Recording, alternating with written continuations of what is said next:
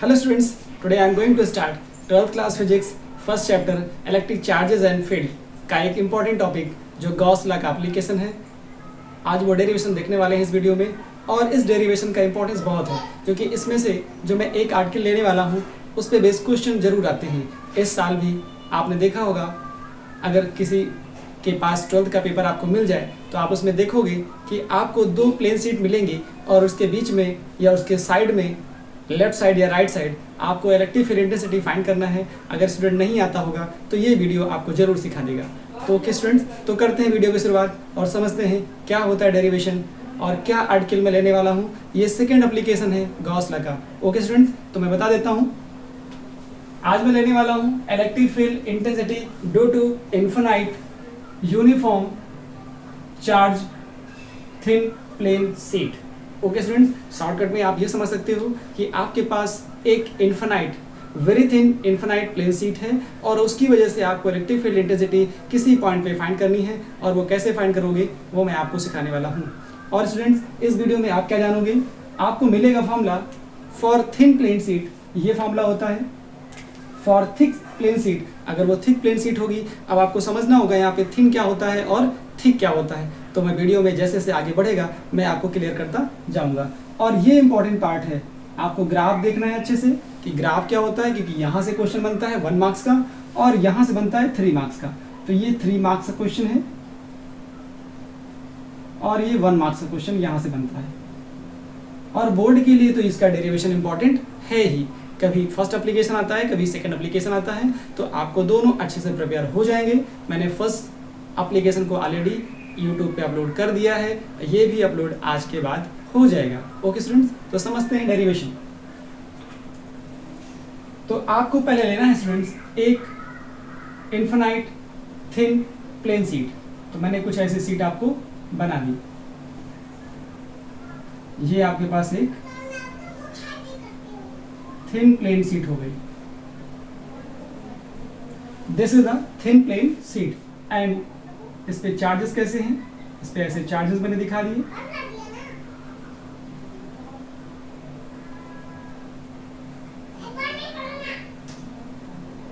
ये इस पे चार्जेस हो गए, इसको आपने क्या बोला, थिन प्लेन शीट। ये आपके पास प्लेन शीट है।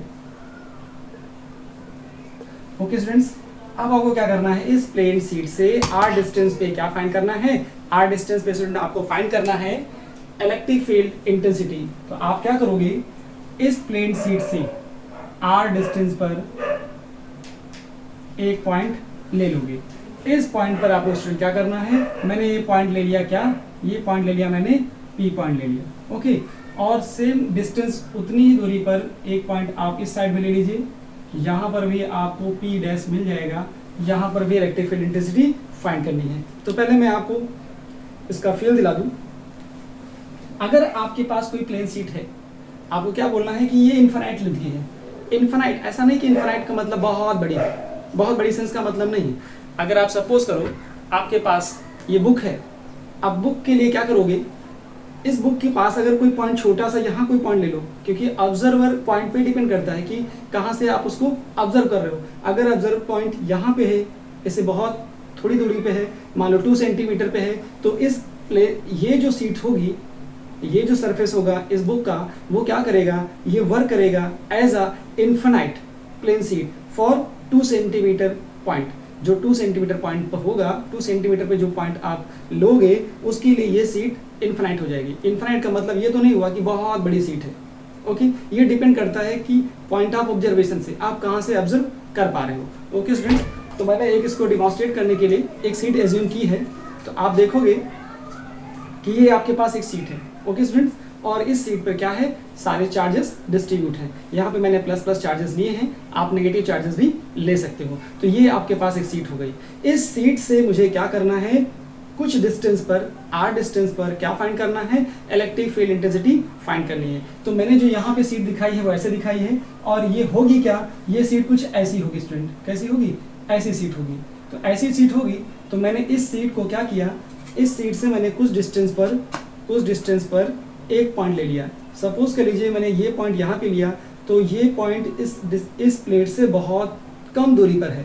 तो इसका मतलब जो ये पॉइंट होगा इस सीट के लिए इस पॉइंट के लिए ये जो सीट होगी वो इनफिनाइट प्लेन सीट की तरह काम करेगी।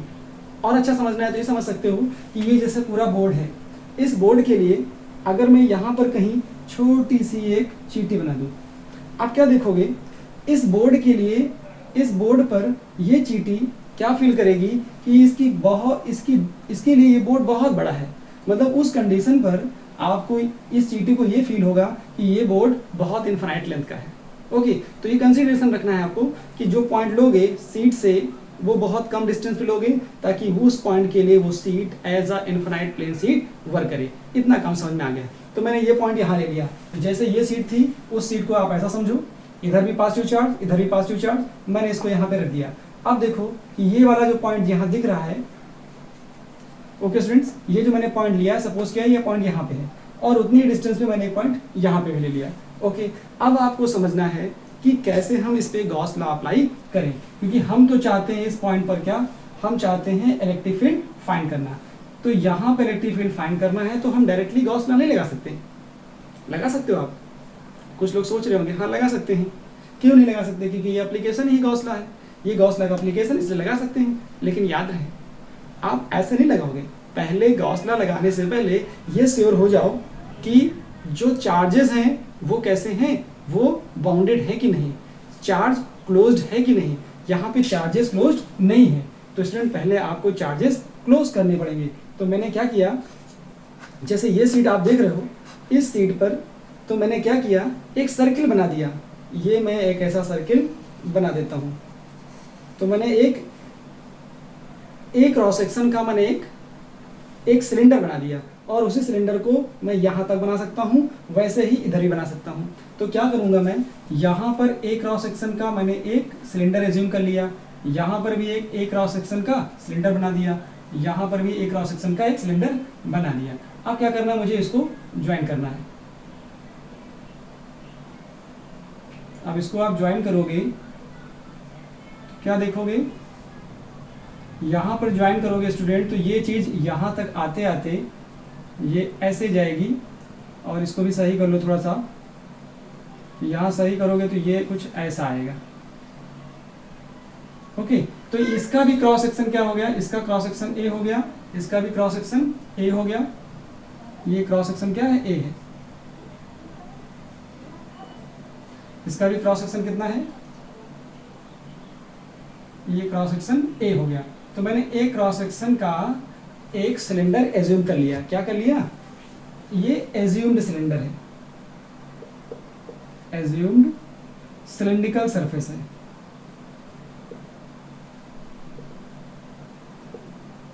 और इस एज्यूम्ड सिलेंड्रिकल सरफेस को आप क्या बोलते हो, यही गॉसियन सरफेस है।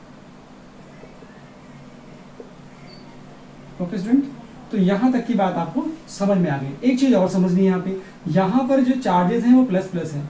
यहाँ पे चार्जेस क्या हो गए, ये अब चार्ज क्लोज हो गए, अब ये चार्जेस क्लोज हो गए। ठीक है, अब चार्जेस क्लोज हो गए तो हम गॉस लॉ अप्लाई कर सकते हैं। अब ये प्लस चार्जेस हैं तो इसकी वजह से यहाँ जो एरिया वेक्टर होगा वो होगा इधर, और इलेक्ट्रिक फील्ड भी इसी डायरेक्शन में होगी। यहाँ पर जरा बात करो, यहाँ पर भी एरिया वेक्टर किधर होगा, एरिया वेक्टर इधर होगा, और इलेक्ट्रिक फील्ड वेक्टर भी इसी डायरेक्शन में होगा, क्योंकि प्लस चार्ज की वजह से इस पॉइंट पर जो इलेक्ट्रिक फील्ड होगा वो क्या होगा, अवे फ्रॉम द पॉइंट। यहाँ पर भी होगा। अगर मैं इस पे कोई ले लूँ, यहाँ पे एरिया वेक्टर लेता हूँ तो क्या देखता हूँ, यहाँ पे डी ए इस लाइन में जाएगा, परपेंडिकुलर टू द सरफेस हो जाएगा, और ई देखोगे तो ई इधर जा रहा, क्योंकि प्लस चार्जेस हैं तो प्लस चार्जेस की वजह से electric field away from the, तो यहाँ देखोगे 90 डिग्री एंगल बन जाएगा। यहाँ नोटिस करोगे तो थीटा की वैल्यू कितनी आएगी, 0। यहाँ पे देखोगे तो थीटा की वैल्यू कितनी, 0। अब आपको क्या करना है, सिर्फ दो चीजें माइंड में रखनी है। पहला तो ये कि एक बार फ्लक्स निकालना है अकॉर्डिंग टू गॉस लॉ, एक बार फ्लक्स निकालना है आपको यूज करके मैथमेटिक्स, जैसे ई डॉट ए यूज करते हो फॉर्मूला इलेक्ट्रिक फ्लक्स फाइंड करने के लिए। इलेक्ट्रिक फ्लक्स फाइंड करने के लिए आप जनरल मैथमेटिक्स लगाते हो ई डॉट ए से, दूसरा गॉस लॉ लगाते हो, दोनों से इक्वेट करो, दोनों से फ्लक्स निकालो और दोनों को इक्वेट कर दो और आपको फाइनल रिजल्ट मिल जाएगा। तो वो पहला रिजल्ट आएगा किसके लिए, फॉर थिन प्लेट। तो इतना जो मैंने बताया इसके लिए कंसीडरेशन क्या होता है, पहले मैं कंसीडरेशन बता देता हूँ। कंसीडरेशन क्या होगा student, let us consider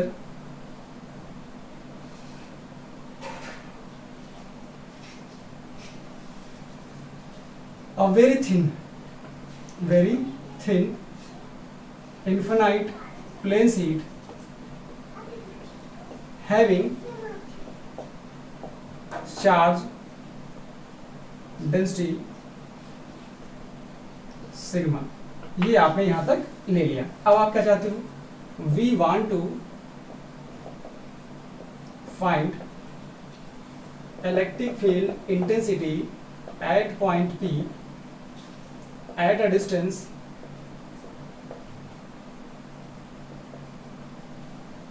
R from इस प्लेन शीट से, from plane sheet.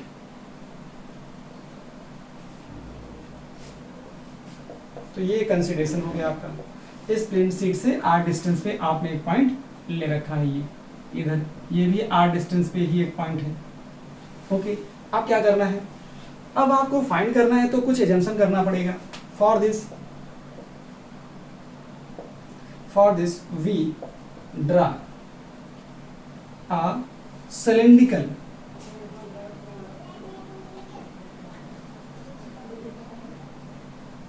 closed cylindrical surface, closed cylindrical surface, draw a closed cylindrical surface। Okay, तो सरफेस हमने ड्रा कर दिया, नोन एज गॉसियन सरफेस। इसको क्या बोलोगे आप? Gaussian surface. तो इतना कंसीडरेशन हो गया। अब इतनी थ्योरी हो जाने के बाद आपको क्या करना है? फ्लक्स फाइंड करना है। तो उसके लिए क्या करो, आप पहले देख लो, ये क्रॉस सेक्शन का है तो आपने इसको बोला 1, ये भी क्रॉस सेक्शन का है, इसको आपने बोला 2, और इसके कर्व सरफेस को बोल दिया, क्योंकि ये क्या है? ये आपके पास कर्व है, कर्व सरफेस। इस कर्व सरफेस को आपने बोल दिया थर्ड पार्ट। इसको क्या बोल दिया आपने? इसको बोल दिया कर्व सरफेस को थर्ड पार्ट। ये वाला पूरा क्या है? Curve surface. तो आप पहले फ्लक्स निकालो। Now flux,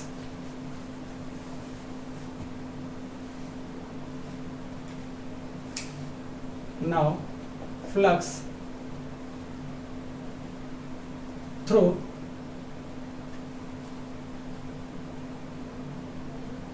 Gaussian surface according to Gauss law. आप गॉस लॉ से पहले जब निकालोगे तो फॉर्मूला क्या होता है गॉस लॉ का? Phi E is equal to होता है Q net upon epsilon naught. तो आपको देखना है कि जो आपने ये एज्यूम किया था, ये सिलेंड्रिकल जो ऐसे सिलेंडर एज्यूम किया है, तो इस पार्ट में कितना चार्ज है।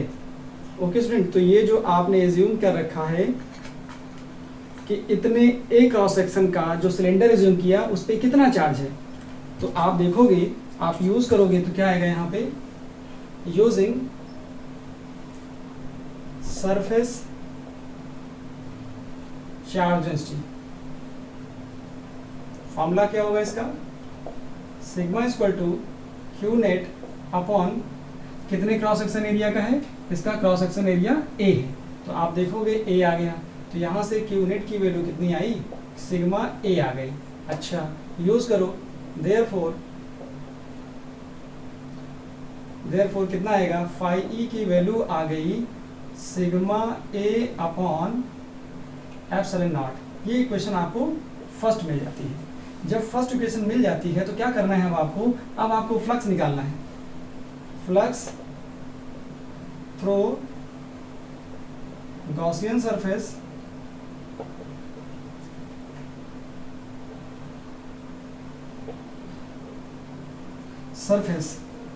using phi e is equal to E dot dA। अब आपको इस मेथड से निकालना है। आप क्या करोगे? तो जो phi e होगा वो होगा phi e1 plus phi e2 plus phi e3। तो आप देख रहे हो गॉसियन सरफेस 3 पार्ट में डिवाइड है, 2 क्रॉस सेक्शन के हैं और एक कर्व सरफेस। तो मैंने क्या लिखा? ये हो गया क्रॉस सेक्शन, ये भी क्रॉस सेक्शन, और ये हो गया कर्व। ओके, तो आपके पास इस तरह से यहां से यूज करोगे तो आपको क्या मिलने वाला है स्टूडेंट? अब आप देखोगे फाई ई की जो वैल्यू आएगी वो कितनी आने वाली है।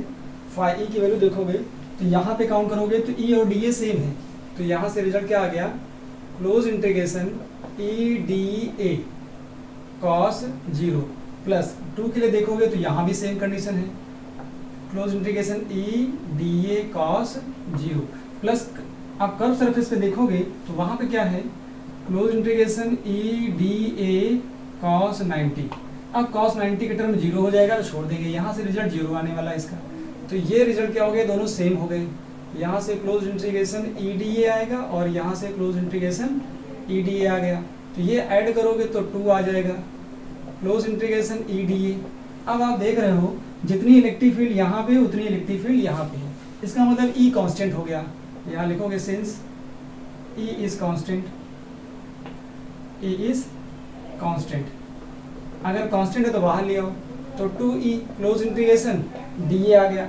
अब क्या करने वाले हो यहाँ से? आप देख रहे हो इसका जो एरिया है वो कितना है? वो a है। यहाँ लिखोगे since close integration D is equal to a, क्योंकि आपने बोला है कि a क्रॉस सेक्शन का हमने सिलेंड्रिकल एज्यूम किया है, सिलेंडर बनाया है, तो क्या आ जाएगा यहाँ से? अब ये आ गया फाई ई की वैल्यू आ गई 2e a, ये इक्वेशन आपको मिल गई 2। अब क्या करो आप? Using first and second equation, using first and second equation, using equation first and second, क्या देखोगे यहाँ से? आप देखोगे पीछे आपने निकाला था sigma A by epsilon not, यहाँ से आया 2e a, यहाँ से a कैंसिल होगा तो क्या मिलेगा? E is equal to sigma upon 2 epsilon not. ये फॉर्मूला है, this is for very thin infinite plane sheet. Okay student, ये formula very thin infinite plane sheet के लिए है। अब यहीं से अगर एक वर्ड और जोड़ दो, फॉर थिक, क्या करोगे? फॉर थिक प्लेन शीट के लिए क्या होगा? For thick infinite plane sheet. तो यहाँ से क्या चेंज होने वाला है? अब आप देखोगे जब आप अगर इसको थिक मानोगे, थिक का मतलब है कि यहाँ 2 सरफेस काउंट होंगे, एक सरफेस इधर का काउंट होगा और एक इधर का सरफेस का काउंट होगा, ठीक है? तो जो अकॉर्डिंग टू गॉस लॉ होगा, flux according to Gauss law, flux according to Gauss law, वो क्या होगा? जो फाई ई आएगा वहां पर अभी आपने लिखा था सिर्फ इतना, sigma A by epsilon not. अब जब थिक कंसिडर करोगे तो वहां 2 सरफेस होंगे, एक आएगा ए, एक तरफ sigma A by epsilon not, दूसरी तरफ भी सिग्मा एप्सिलॉन नॉट है, तो 2 सरफेस होंगे, इधर का भी एक सरफेस इधर का और एक इधर का, तो उस कंडीशन पे हम 2 से मल्टीप्लाई कर लेंगे। अच्छा, ये हो गया। और जो ये फ्लक्स आया है, ये जो मैथमेटिक्स से कैलकुलेट करते हो वो तो सेम रहेगा, and flux through Gaussian surface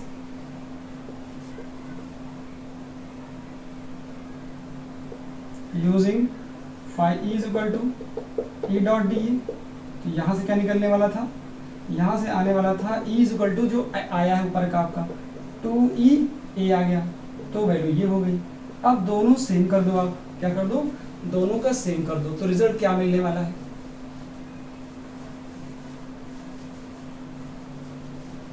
अब दोनों सेम करोगे तो रिजल्ट आपको मिलेगा 2e a is equal to 2 sigma a by epsilon not.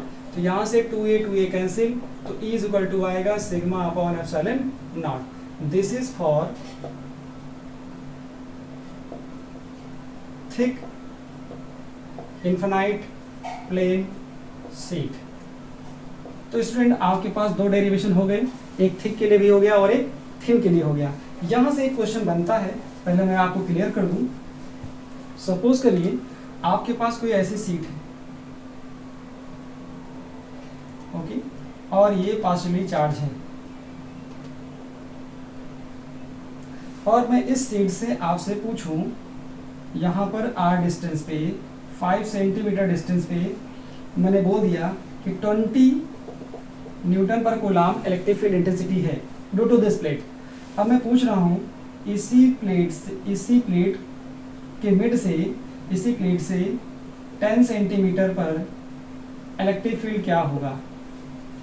इसी प्लेट से 20 सेंटीमीटर डिस्टेंस पे इलेक्ट्रिक फील्ड क्या होगा। अब आप बताइए, तो क्या आप कैलकुलेट करोगे? अगर करोगे तो इसका मतलब आपको कॉन्सेप्ट नहीं आ रहा, क्योंकि प्लेन शीट का कॉन्सेप्ट ये कहता है कि जितनी इलेक्ट्रिक फील्ड यहाँ पे है उतनी ही यहाँ पर भी होगी, उतनी ही यहाँ पर भी होगी। क्यों? क्योंकि फॉर्मूला कहता है phi E = sigma upon epsilon not. ये क्या कह रहा है कि थिक प्लेन शीट है, कोई ऐसी है थिक प्लेन शीट। अगर थिन कह देता तो आप 2 एप्सिलॉन नॉट लगा देते। इस फॉर्मूले में r है ही नहीं, इसका मतलब आप 10 पे निकालो, 20 पे निकालो, 5 सेंटीमीटर पे निकालो, कहीं पर भी निकालो, आपकी इलेक्ट्रिक फील्ड इंटेंसिटी जो थी किसी पॉइंट पर, किसी डिस्टेंस पर, वो रिमेन सेम रहने वाली है। इस तरह का एक क्वेश्चन आपको मिल जाता है। तो मैं ग्राफ बता देता हूं, क्योंकि हमारा थर्ड पॉइंट है ग्राफ। तो ग्राफ क्या आने वाला है? Graph E versus R। तो ग्राफ देखोगे तो क्या मिलेगा स्टूडेंट? इधर R आएगा, इधर E आएगा। तो मतलब ये E और R चेंज होने पर E के साथ कोई इफेक्ट नहीं है। तो कुछ ऐसी लाइन मिल जाती है, पैरेलल टू द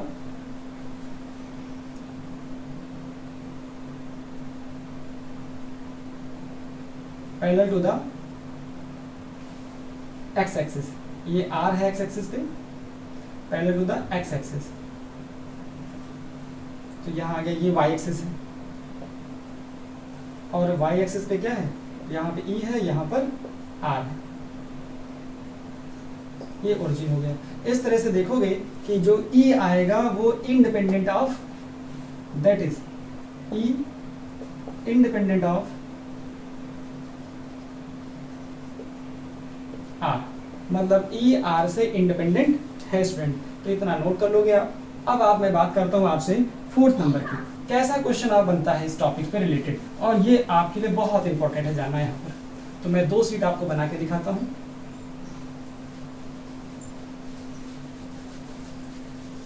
और इस वीडियो का ये लास्ट क्वेश्चन भी होगा। तो मैंने आपके पास 2 शीट बना दी।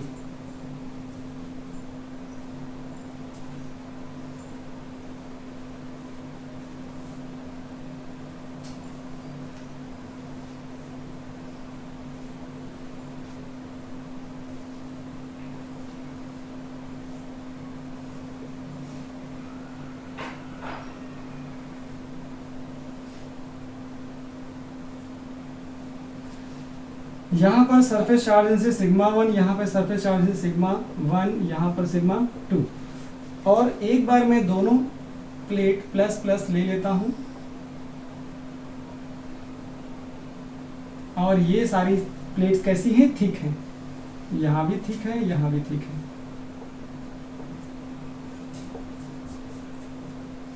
ओके स्टूडेंट्स, तो यहाँ पर मुझे क्या करना है? एक मैं चेंज कर देता हूं, एक में प्लस प्लस लिया मैंने,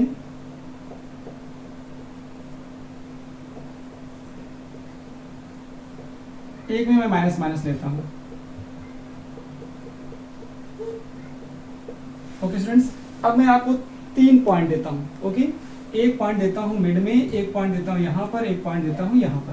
तो आपको ये 3 पॉइंट्स हैं, क्या हो जाएगा? P Q R। यहाँ पर P Q R।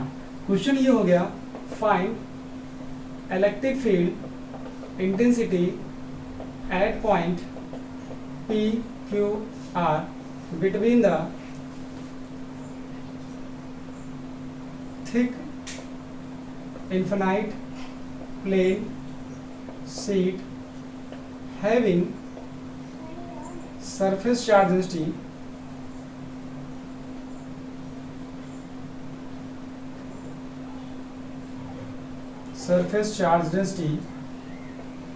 Sigma 1 and sigma 2। इतनी इंफॉर्मेशन दे दी गई। अब आपको क्या करना है? यहाँ पर देखना है इस प्लेट की वजह से, क्योंकि ये पॉजिटिव चार्ज है, जब पॉजिटिव चार्ज होता है तो इलेक्ट्रिक फील्ड क्या होता है, अवे फ्रॉम पॉइंट। इस प्लेट की वजह से इस पॉइंट पे जो इलेक्ट्रिक फील्ड होगी, मैंने बोला ये 1 है और ये 2 है, ये 1 है और ये 2, तो इसकी वजह से जो इस पॉइंट पे फील्ड होगी कहाँ होगी, वो होगी E1 इधर। अच्छा, इसकी वजह से कहाँ होगी, इस पॉइंट पर, इस पॉइंट पर देखोगे तो इधर आ जाएगी, ये हो गया E2। तो यहाँ पे जो E नेट आने वाला है वो आएगा क्या, E1 माइनस E2 आएगा या E2 माइनस E1 आएगा, वो आप कर ले जाओगे, E1 माइनस E2, ये रिजल्ट मिल गया यहाँ पे। दूसरा यहाँ देखो, इसकी वजह से क्या होगा, आउटसाइड जाएगा, तो ये हो गया E1। इसकी वजह से भी देखो इस पॉइंट पे क्या होगा, ये हो जाएगा E2। दोनों कैसे हो गए, यहाँ पर दोनों सेम डायरेक्शन में है, तो यहाँ पे E नेट की वैल्यू क्या होगी, E नेट की वैल्यू आएगी E1 प्लस E2 आ गया। यहाँ जरा देखो, इसकी वजह से क्या होगा, E2 इधर जाएगा और E1 भी क्या जाएगा, इधर जाएगा, तो यहाँ पे E नेट की जो वैल्यू आने वाली है वो आ जाएगा E1 प्लस E2। इसका मतलब ये तो क्लियर हो गया कि हमें क्या देखना है, इनके साइन देखने हैं। अच्छा, उसके बाद क्या करोगे, उसके बाद आप क्या करना है कि आपको ये फॉर्मूला है, थिक के लिए फॉर्मूला मालूम है, फॉर थिक, आपने थिक के लिए क्या लिखा, ये थिक के लिए यूज़ किया, तो इसका मतलब यहाँ पे यूज़ करोगे, E1 है तो E1 के लिए sigma 1 epsilon not plus E2 sigma 2 upon epsilon naught, तो रिजल्ट आया sigma 1 plus sigma 2 upon epsilon not. वैसे यहाँ देखोगे तो यहाँ क्या आएगा, इसके लिए सिग्मा 1 अपॉन एप्सिलॉन नॉट, इसके लिए सिग्मा 2 एप्सिलॉन नॉट, तो रिजल्ट क्या आया, sigma 1 upon epsilon not minus sigma 2 upon epsilon not, it will be sigma 1 minus sigma 2 upon epsilon not. यहाँ देखोगे तो sigma 1 upon epsilon not plus sigma 2 upon epsilon not, result will be sigma 1 plus sigma 2 upon epsilon not. हो सकता है sigma 1 sigma 2 की value different रख देंगे, लेकिन चेक करोगे पहले डायरेक्शन प्लेट पे चार्जेस की वजह से। वैसे यहाँ देख लो, यहाँ देखोगे माइनस की वजह से क्या आया, इस माइनस प्लेट की वजह से इस पॉइंट पर ये 2 है तो 2 इनसाइड रहेगा, इसकी वजह से क्या होगा, इधर जाएगा E1, तो यहाँ से जो E नेट निकलेगा वो आएगा E1 प्लस E2, और रिजल्ट देखोगे तो क्या आएगा, आप जान रहे हो थिक है तो थिक के लिए ये यूज़ करोगे, फर्स्ट E1 है तो सिग्मा 1 इसके लिए sigma 1 epsilon not sigma 2 epsilon not, result आया sigma 1 plus sigma 2 upon epsilon not. Simple हो गया। यहाँ देखोगे इसकी वजह से इनसाइड होगा तो 2 हो गया, इसकी वजह से आउटसाइड होगा, क्यों होगा, क्योंकि ये पॉजिटिव चार्ज है, तो यहाँ से जो E नेट निकलेगा इस पॉइंट पर वो होगा क्या, E1 माइनस E2 होगा या E2 माइनस E1 होगा। क्या करना है, सिग्मा 1 माइनस सिग्मा 2, अब वैल्यू पुट करोगे sigma 1 minus sigma 2 upon epsilon not. यहाँ देखोगे तो इस प्लेट की वजह से इधर जाएगा तो E1 आ गया, इसकी वजह से क्या आएगा, अंदर आएगा E2, तो यहाँ से E नेट की जो वैल्यू आने वाली है वो आ जाएगी E1 माइनस E2, दोनों अपोजिट है। अब दोनों अपोजिट है तो क्या हो गया, यहाँ दोनों अपोजिट मिलेंगे तो sigma 1 minus sigma 2 upon epsilon not. इस तरह से क्वेश्चन स्टूडेंट मिलने वाले हैं, और आप आसानी से अगर कॉन्सेप्ट आपको क्लियर हो गया तो आप कर सकते हो। बस देखना क्या होगा कि प्लस चार्ज है प्लेट पे तो उसकी वजह से away from the point, and minus charge है तो toward the plate, toward the point means toward the plate. अब दोनों में डिफरेंस हो गया या दोनों ऐड होंगे ये डिसाइड हो जाएगा। उसके बाद सिग्मा 1 सिग्मा 2 देखना है, जैसी वैल्यू दी जाए, हो सकता है पॉजिटिव हो सकता है नेगेटिव हो, as it is value put कर दीजिए, आपका रिजल्ट आ जाता है। ओके स्टूडेंट्स, अगर आपको वीडियो अच्छा लग रहा हो तो इसे दोस्तों के साथ शेयर करें और लाइक करें, कमेंट जरूर करें। Okay student, thank you so much.